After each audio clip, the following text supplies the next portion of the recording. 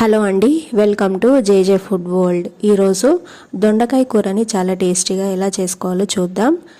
దొండకాయ అంటే నచ్చని వాళ్ళు కూడా చాలా ఇష్టంగా తింటారు. ఈ విధంగా చేస్తే ఇది చపాతీ అన్నంలోకి అయితే చాలా బాగుంటుంది. ఇప్పుడు ఈ కర్రీని ఎలా తయారు చేసుకోవాలో చూద్దాం.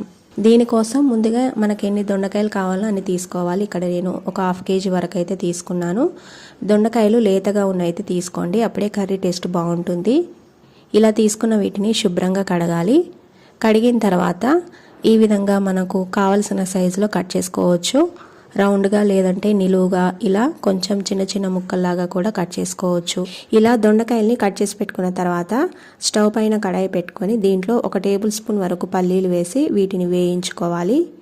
పల్లీలు వేగిన తర్వాత 1 టేబుల్ స్పూన్ వరకు నువ్వులు కూడా వేసి వీటిని 1/2 నిమిషం పాటు వేయించి స్టవ్ ఆఫ్ చేసుకొని కొద్దిగా చల్లారిన తర్వాత వీటిని మిక్సీ జార్లోకి వేసి పెట్టుకోవాలి.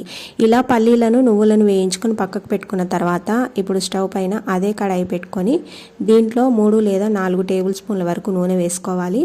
నూనె కొంచెం వేడైన తర్వాత దీంట్లో 1/2 టీ స్పూన్ వరకు జీలకర్ర వేసి వేయించుకోవాలి.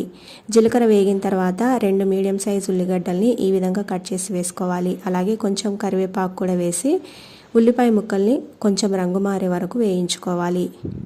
ఇలా ఉల్లిపాయ ముక్కలు వేగిన తర్వాత దీంట్లో 1/2 టీ స్పూన్ పసుపు, 1 టీ స్పూన్ అల్లం వెల్లుల్లి పేస్ట్ వేసుకొని పచ్చివాసన పోయే వరకు వేయించుకోవాలి.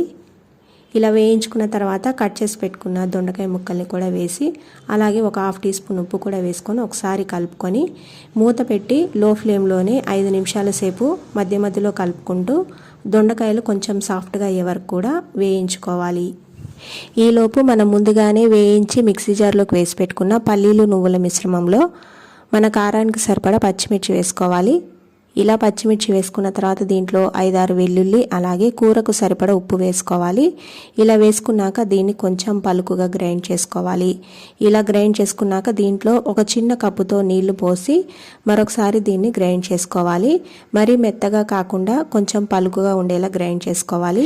ఇలా గ్రైండ్ చేసుకున్న తర్వాత ఇప్పుడు దొండకాయ ముక్కల్ని ఒకసారి కలుపుకోవాలి.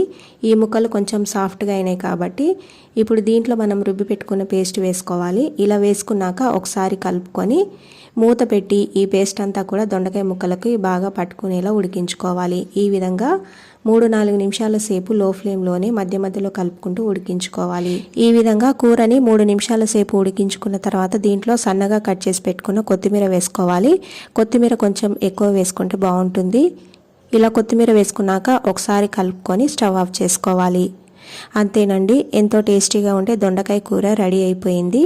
చాలా బాగుంటుందండి కర్రీ. తప్పకుండా ఇలా ట్రై చేయండి. ఈ రెసిపీ మీకు నచ్చితే లైక్ చేసి షేర్ చేయండి. అలాగే నా ఛానల్ను సబ్స్క్రైబ్ చేసుకోండి. Thanks for watching.